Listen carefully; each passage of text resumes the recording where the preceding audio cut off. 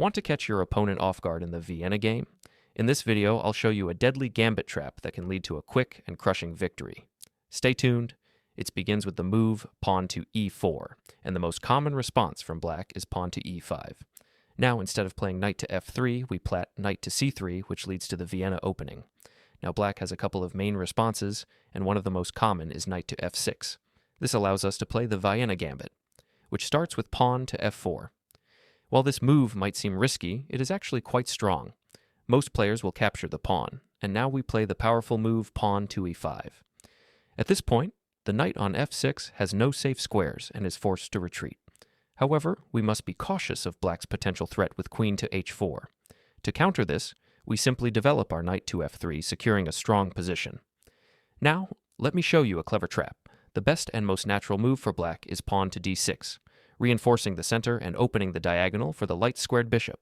We respond with pawn to d4, adding another defender to the center. If black captures instead of immediately recapturing, we have a surprising idea. We deliver a check with the light-squared bishop. The most natural response for black is to block with the pawn, which is quite obvious. We then simply slide the bishop back to c4. Black continues to capture material, and at this point, we are down 3 pawns, with our knight also under attack. However, we completely ignore this threat and instead develop our dark-squared bishop. Now, if black captures the knight, they are in serious trouble. Bishop to f7 check, a bishop sacrifice. If black captures the bishop, they immediately lose their queen. However, if they choose not to take, can you find the winning move? If you are thinking of bishop to g5 check, that would not work, as black's knight can simply block the check. Instead, the best move in this position is queen to e2 check. Moving the king to f8 would expose it to serious danger, while moving to d7, or blocking with the bishop, leads to an immediate checkmate. Since none of those options work, black is almost forced to capture the bishop. Then, we have the brilliant move knight to a5 check. If the king moves to the e-file, we follow up with knight to c6, delivering a discovered check that wins the queen. So, the only move for black is king to f6. Now, bishop to g5 check. If the king moves away, the queen is lost. And even if black captures the bishop, we have a beautiful fork with the knight, attacking both the king and queen, winning the queen once again. In fact, within a few moves, we can also deliver an easy checkmate. Now, let's look at another trap. Sometimes in this position, instead of retreating the knight, your opponent might try to be clever by playing queen to a7, preventing the pawn from advancing. So, what should we do now? The answer is simple. Just play queen to e2, unpinning the pawn and continuing with our strong attack. The good thing is that our pawn is protected, so black cannot capture it with the queen. This means they are forced to move the queen back. Once again, we need to be cautious of the potential queen to h4 check. To prevent this, we simply develop our knight, covering the threat. What comes next? As you can see, black's pieces are cramped, and the main problem for them is this pawn on a5. To eliminate it, the most common responses from black are pawn to d6 or knight to c6.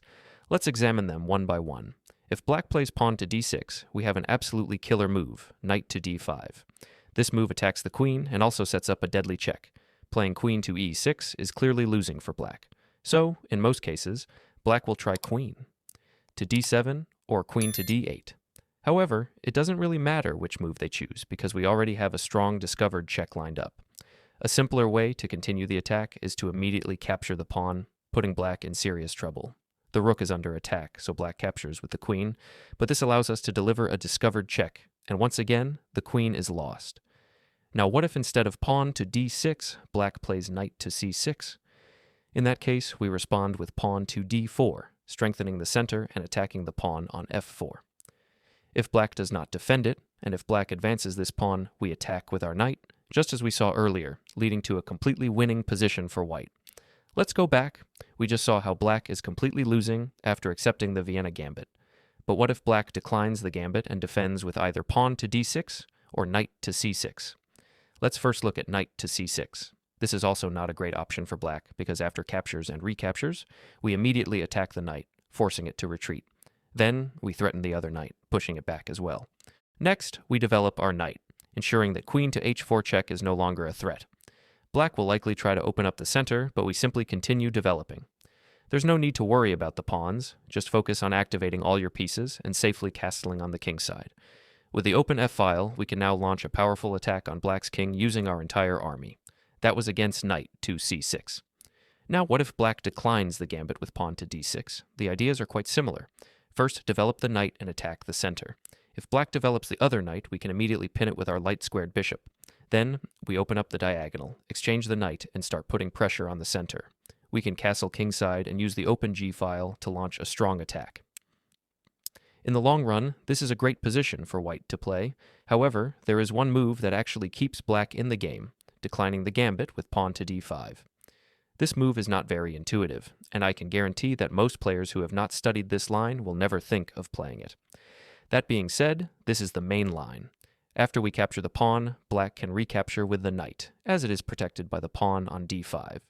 From here, we could play knight to f3 to stop queen to h4 check, but an even stronger move is queen to f3. This not only defends against the check, but also puts immediate pressure on black. Most likely, your opponent will exchange the knights, leading to a variety of possible continuations. However, the key plan remains the same. Develop both bishops, castle on the queen side, and use the rooks to attack along the open files, creating a strong initiative. So even if black plays perfectly, the game remains balanced. That was the Vianna Gambit after black plays knight to f6. But what if instead black plays knight to c6? Let's go step by step. What should we play here? If we try pawn to f4 immediately, black can capture the pawn, and suddenly queen to h4 check becomes a big threat. Even if we defend with knight to f3, black can push pawn to g5, and things start to become uncomfortable on the king side. So, unlike the previous variation, pawn to f4 is not as effective here. Therefore, after knight to c6, I recommend a normal development move, such as bishop to c4.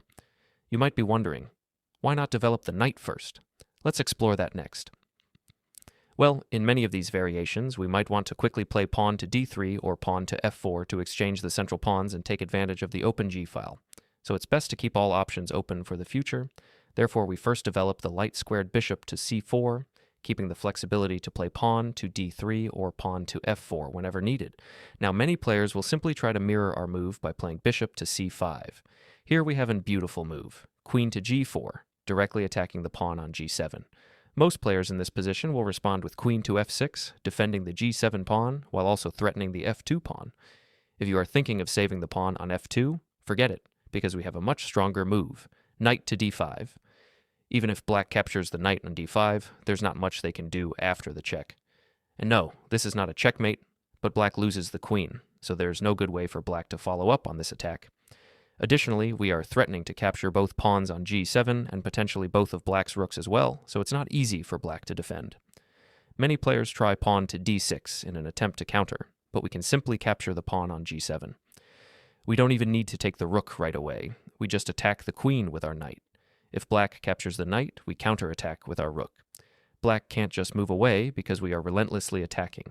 We'll keep pushing forward, giving checks, and maintaining the attack. It's only a matter of time before we deliver a crushing checkmate. I hope you understand all variation, and if you found this video helpful, then like and subscribe. Thanks for watching.